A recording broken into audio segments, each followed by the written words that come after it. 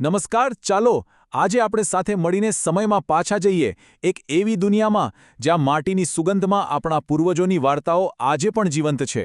આ સફર માત્ર ભૂતકાળને જોવાની નથી, પણ આપણા મૂળિયાને, આપણી ઓળખને ઊંડાણથી સમજવાની છે. આપણી સામે જે આ દ્રશ્ય છે એ આપણને સીધા જ એ જ જમાનામાં લઈ જાય છે.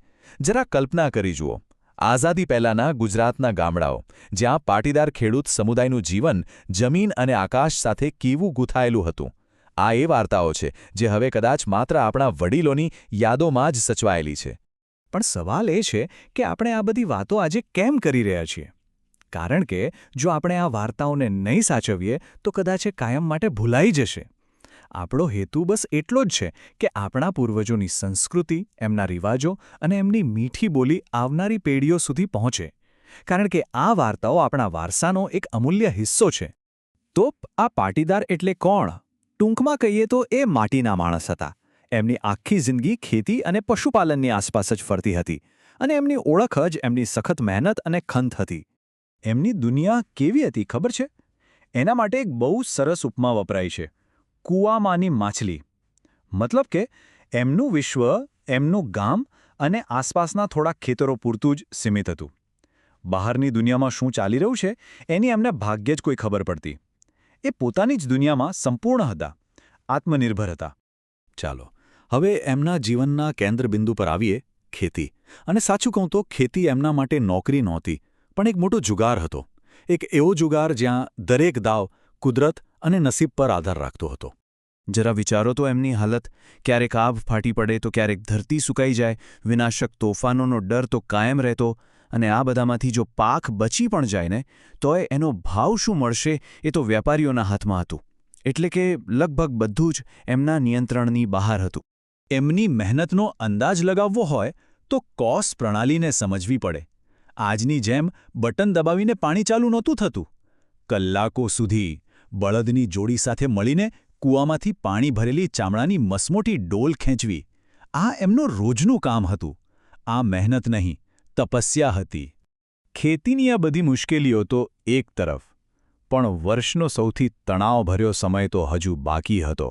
એ સમય એટલે રાજનો ભોગ ચૂકવવાનો, એટલે કે રાજાને કર ચૂકવવાનો. આખા વર્ષની મહેનત જાણે એક જ ક્ષણમાં દાવ પર લાગી જતી.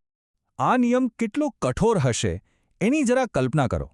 તમે આખું વર્ષ પરસેવો પાડીને જે અનાજ પકવ્યું હોય એમાંથી એક દાણો પણ તમે ઘરે ના લઈ જઈ શકો, જ્યાં સુધી રાજાનો હિસ્સો ચૂકવાઈ ન જાય. આ વ્યવસ્થા ખેડૂતોને સાવ લાચાર બનાવી દેતી. અને આ આખી પ્રક્રિયાનું કેન્દ્ર હતું ખળવાળ.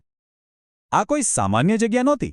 આ એ મેદાન હતું જ્યાં ગામના દરેક ખેડૂતના આખા વર્ષની કમાણીનું ભવિષ્ય નક્કી થતું હતું. અહીં કોઈ ભાવતાલને અવકાશ નહોતો. આ એક નક્કી કરેલી પ્રક્રિયા હતી, જેમાંથી કોઈ છટકી શકતું નહીં. ખેડૂતો પોતાના જ પાકના ઢગલા પાસે બેસીને બસ રાજાના માણસોની રાહ જોતા.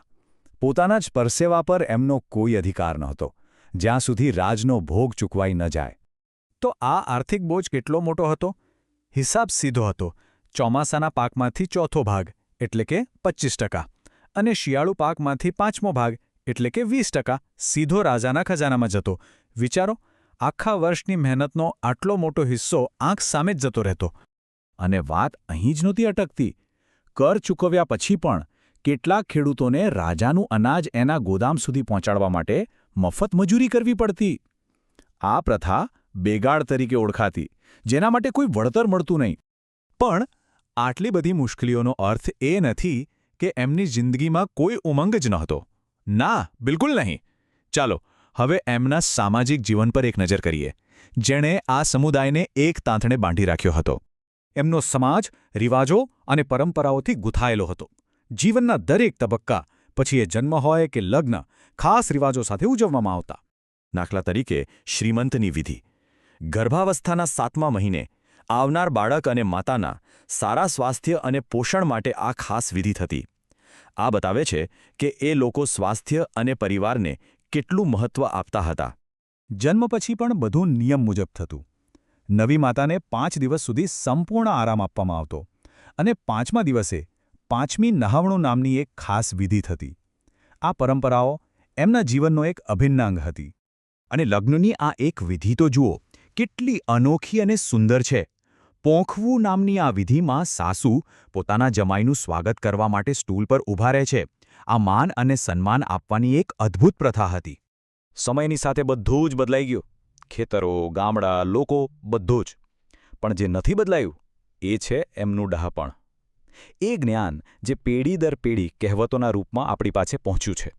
કેટલી સરળ પણ ઊંડી વાત છે. ખોટા રસ્તે ભટકી જવા કરતાં કોઈને પૂછી લેવામાં કોઈ નાનપ નથી.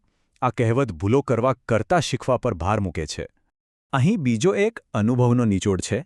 જે આપણી પાસે નથી એની પાછળ દોડવા કરતાં જે આપણી પાસે છે એની કિંમત કરવી વધુ સમજદારીભર્યું છે. અને છેલ્લે આ કહેવત એમના મુખ્ય ગુણ એટલે કે મહેનત અને ખંતને બરાબર ઉજાગર કરે છે. કામ કરવા માટે કોઈ ખાસ દિવસની રાહ જોવાની જરૂર નથી. જે કરવું છે એ આજે જ કરવું. પાટીદાર સમુદાયની આ વાર્તા આપણને એક અરીસો બતાવે છે અને એક સવાલ પૂછે છે કે આપણા પોતાના ભૂતકાળની એવી કઈ વાર્તાઓ છે, કયા રિવાજો છે, કયું ડહાપણ છે જે આપણે આધુનિકતાની દોડમાં ક્યાંક પાછળ છોડી રહ્યા છીએ. આ વાર્તાઓને જીવંત રાખવી એ માત્ર ઇતિહાસ સાચવવા માટે નહીં, પણ આપણે કોણ છીએ એ સમજવા માટે પણ જરૂરી છે.